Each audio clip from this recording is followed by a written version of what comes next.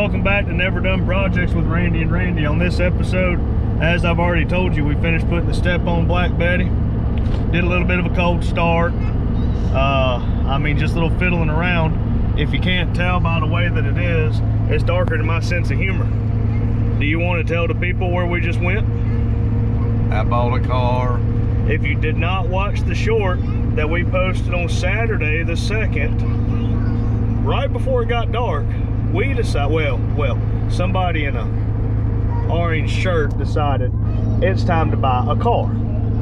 And so we drove down to the wonderful capital and we bought a car. You won't guess what it is? Because I ain't telling you yet. I'll tell y'all in the short tomorrow, but I am not going to tell you yet. And I'll give you a hint. It's got a V8 in it. It's older than me. And it don't run. Oh.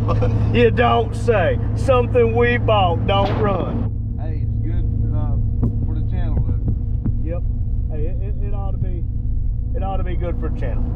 But here it is, a little after 9 o'clock. Got little baby girl in the back, can't really see her, and got my wife back there. Hey, you slow down. The speed limit is exactly what we're doing. God almighty, these people are flying. But hey, y'all stay tuned. I'll get you another clip tomorrow and get you a short on the 3rd on Sunday. And we're gonna do a little reveal on what did we buy this time. And I'm not allowed to say what I want to say, so.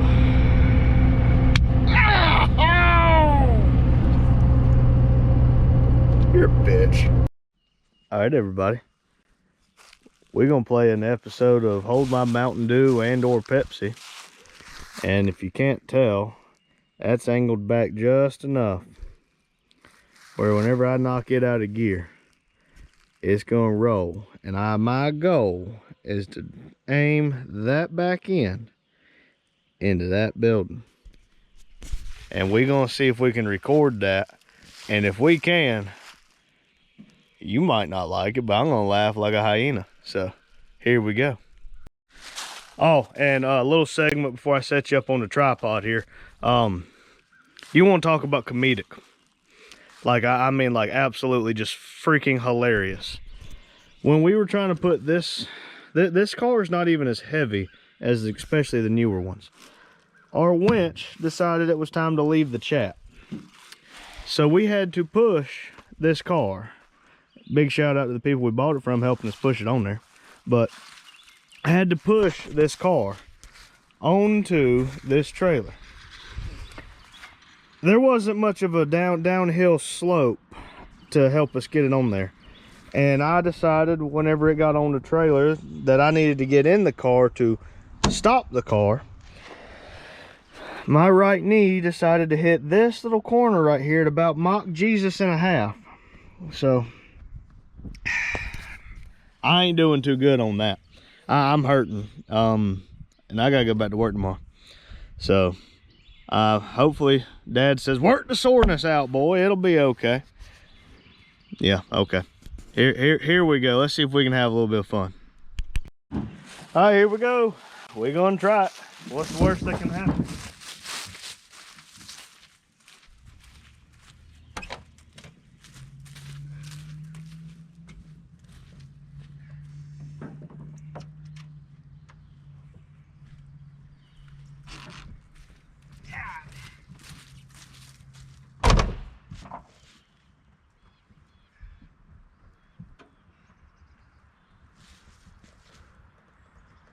You ready? Yep. Well, good. I don't know if I am.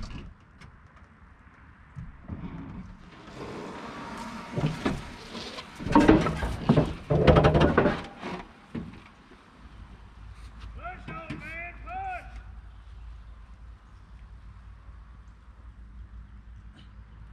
You're doing great!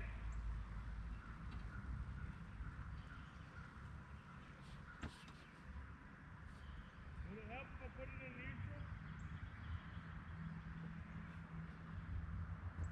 If you didn't hit the brakes. I did.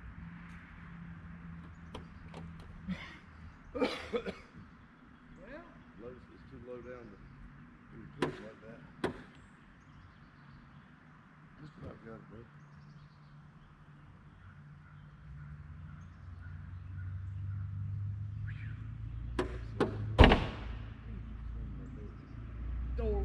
need that door where we're going.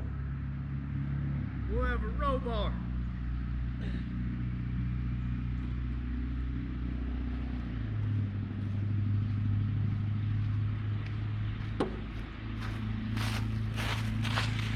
Well, we just didn't quite make it. It did great all the way up until that point.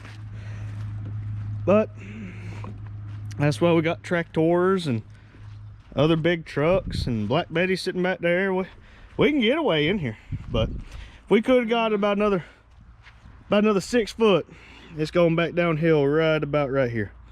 So if we could have got another 6 foot, we could have made it, but we're gonna get it in there. Here we go. All right, so Dad crawled up underneath there in his nice creeper mobile. Say hi. Hello. You still don't listen to this day. But he crawled up underneath there and he jumped the starter because the key will not engage the starter. Well, the starter will not engage, it just spins. So I think we need a starter.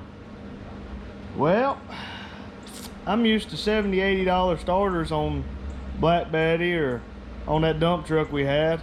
No. Sports car life, this one's $250 for the cheaper one.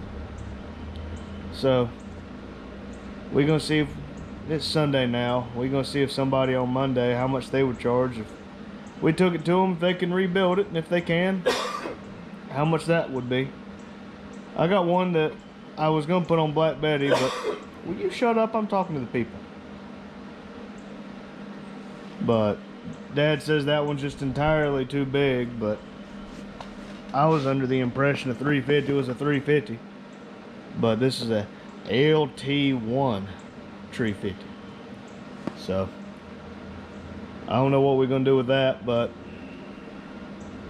unless we can get that starter to engage, the key does nothing. It's like it tries, but it's not sending enough signal. I ain't messed with these cars enough, but that's where we are. But hey, look, the hood stays open, so that's a miracle. But see if we can get something going. All right, everybody, welcome back to Never Done Projects. If you hadn't watched the shorts on the Fireball Jezabell Camaro, here's my computer. You'll have to excuse the mess. We've been busy destroying. Well, Dad's been busy, but take you over here. If you notice, it's not exactly the same as it was before. To get to this thing right here, the passkey 2, also known as your VATS module, your anti-theft, whatever, to get to this thing that causes issues between this key fob having this little resistor in it and that module, that is most of the reason why people have issues out of these cars. Now, I have since learned, since purchasing this car, that I did not know beforehand, that 1993, of course, is the first year of this style Camaro. All right, Catfish, F-body, 4th generation Camaro. I guess it's the 3rd generation of the F-body platform. All right, so before we got into this, I mean, long story short, Dad apparently had a dream many moons ago that he wanted to build his own custom dash. So at some point we're going to come off and just come down in here, just basically sheet metal. But before all of this, we could put the key in it, turn it. I don't know if y'all heard that, but it would kick the fuel pump on. And if you look down here, if you can see it, I can zoom it in for you. That red wire is going to the starter. All right, we had hot wired the starter, and we could click a button, flip a switch, whatever, and it would turn the motor over and it would start and die. All right, a lot of y'all extremely helpful. Okay, a lot of y'all were extremely helpful on this. A lot of people suggested stuff like vacuum leaks. I found 2 vacuum leaks, I believe, and I think they went to the smog pump. Don't quote me on it, but whatever they are, they've been plugged. Somebody suggested a mass air pressure sensor, the MAP sensor. I bought a new one for it, and I took the old one off right before we tore this dash off, and it was snapped off inside of the intake, so I had to pull it out. So I don't know if that made a difference, but whenever I came in here and turned the key, it definitely didn't make a difference. But like I just showed you, I took this little anti-theft and I took my test light. All right, I ground it over there to the same spot it is right now. It's a little bolt. And I started poking, started prodding. All right, what I learned, it's really hard for me to hold this, is orange is constant 12-volt power. Dang speaker crap, I hate that. Yellow and black, I don't know what it goes to, but whenever I was touching stuff, I was turning the key. Like trying to start it, turn the key. When I touched this test light, which is grounded, to that yellow and black, it would turn the car over. Don't know what it does. All right, pink is ignition on power. Black and white, or white and black, I don't know. Dark blue is fuel enable.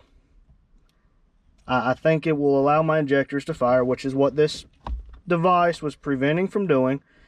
And purple is for the anti-theft, which you can see the little bypass down there plugged into. I don't know if I even need that anymore. But this little doohickey right here was on Amazon. It is a GM VATS bypass for 20, 30, or 50 hertz, whatever it is. All right, I took a chance, and the key would turn it, like it would turn the motor over. I took a Cadillac form, of all things, is where I found it. A 93 Cadillac with an LT1.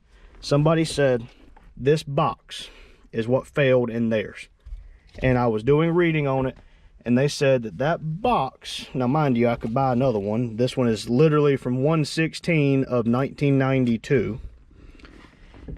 They say you can buy a new one, all right? And the new one will program itself to whatever the resistance is of your factory key, or whatever the key is that goes in this ignition switch, okay? But, long story short, she runs. And if anybody wants to know, I do have about 50 pounds of oil pressure, and yeah. So it runs. Now, that hole, I got a little bit of sheet metal. We're probably going to trace it out with cardboard and just kind of, you know, get the old Zeus machine out and just, or bolt it in. Bolting it in would be a lot harder, but it runs. I don't know if it drives yet. Dad's told me that he wants me to wait for him to get here to see if it'll drive. I got to take this door panel off. Outside door handle don't work, you know. Wouldn't be mine if everything worked.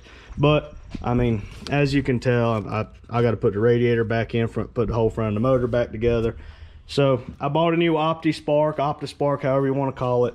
Mass air pressure sensor, it goes up here. I checked all my injectors, everything was right. I mean, so long story short, VATS. Hell of a thing, all right? And to get to that VATS module, pass key to whatever, you got to pull the dash. I don't need the dash where I'm going, down the 1/8 mile, 1/4 mile, or around in a circular doing a bunch of smoky stuff. I don't need it. But if you do need it, I don't suggest ripping it out and slitting your thumb open like I did. But, I mean, if you got to pull your dash out, they make new dash skins, whatever they are, to go back up here. Stupid crap. They make new skins to go up here. So I mean, if push comes to shove, I mean, you see here's the heater core, but if push comes to shove and you tore your dash up, and it is a nice car, this one's nice for what it's going to be. But if you tore something up and you really just had to, you can make it work. I mean, there ain't no secret on it. But that's a lot more talking than you probably wanted to hear me say. But computer seems to be fine. I don't hear any knocking. I don't hear any ticking. I don't have a hole in the side of the block. I mean, of course, I can't run it long. I ain't got the cooling system hooked up, and I can't have that leaking down and destroying my OptiSpark. But I'm going to basically just try to put this thing back together, do a little bit of fiddling, and I mean, not really camera worthy stuff, but maybe just a quick 10-minute video to show y'all this is what happened to me. And maybe if it's happening to you or you know somebody, maybe you can tell them, hey, this dummy on YouTube, this redneck, whatever you want to call me, he figured it out. But something too is I couldn't figure out where these went. But I mean, you can see there's your purple and white, dark blue. I don't know. If you can find a schematic that tells you what all these are, you wouldn't have to take your dash out to get to that system. You could have just done it right here.